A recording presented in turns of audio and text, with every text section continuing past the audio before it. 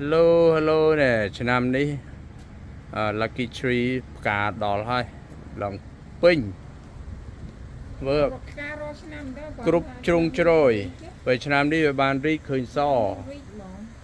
រាល់ដងវារីកអត់រួចព្រោះវាត្រជាក់ដល់ត្រជាក់ទៅវារាងខ្មៅ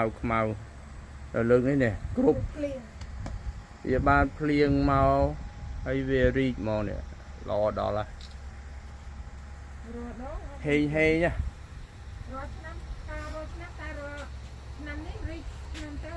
ឆ្នាំទៅវាតិចផងហើយឆ្នាំនេះគ្រប់ជ្រុង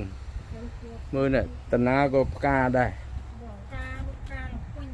ឃើញទេគ្រប់ជ្រុងហើយក្អូបភាចូលផ្ទះមកនេះ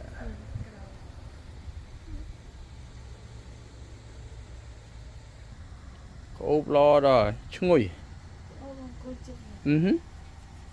គួយមុខផ្ទះហ្នឹង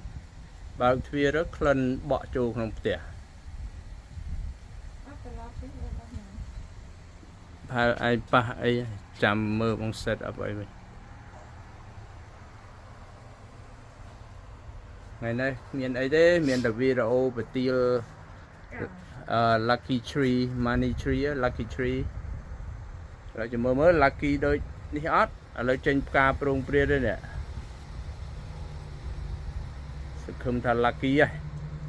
ហេងចូលផ្ទះមើលផ្កាដល់ហើយល្អដល់ហើយកម្រឃើញផ្កាវីដេអូមានតែប៉ុណ្្នឹងឯងចែកជូនបងប្អូនមើលកំសាន្តយ៉ាអូខេបាយបាយនេះម៉ាដាមយេតចូលមុខផ្ទះហើយខាងនេះកាត់អស់ហើយឲ្យវាលាស់ថ្មីឥឡូវនេះដី clean up ដល់តងល់អស់លីងម៉ាដាមយេតអ្នក clean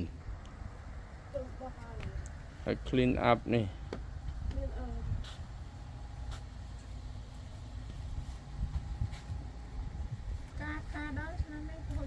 ឆ្នាំទៅផ្កាដែរតែវាអត់រីកតែវាត្រជាក់វាឆ្នាំមុននោះវាត្រជាក់ពេកផ្កាមិនបាននៅពណ៌ស្វាយដល់ពេលឆ្នាំនេះមកឆ្នាំនេះរីកសក្បោះចំពីមុខផ្ទះមួយទៀតមួយសិនដាំនៅផ្ទះដែរអូខេបាយបាយ